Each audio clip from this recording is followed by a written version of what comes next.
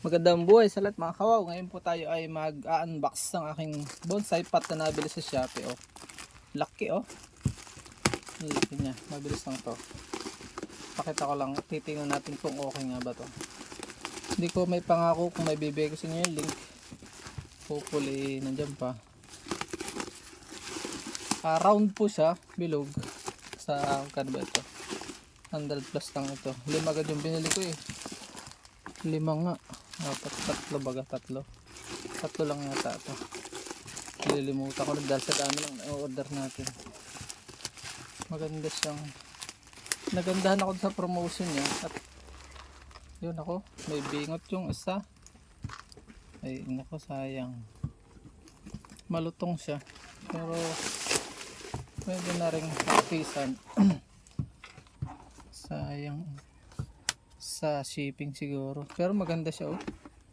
Elegante siya at gagamitin ko na ngayon yung isa.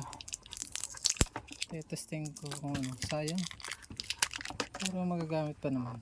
Hindi na tayo magre-reklamo at matagal-tagal din yung hindi na lang natin may rekomenda dahil nga siyempre pangalan din natin yung magagasgas dahil nga yun nga. Pero kung bibili kayo, alam nyo naman sa online, laging take your own risk. Kaya ganyan mga mumur, ay na medyo malulutong. Pero maganda siya. Yan o, ganda. O ito lang yung problema niya. Kaya hindi ko ma-recommenda. Sakto lang yung kapal niya. At hindi naman halata sa likod. Yan o. So pwede na. So siyempre ang gagamitin ko ito sa pang promotion ko eh. 4 lang pala itong binili ko. Ang ganda oh. Yan, may butas oh. Talagang hindi magpa-flooding oh.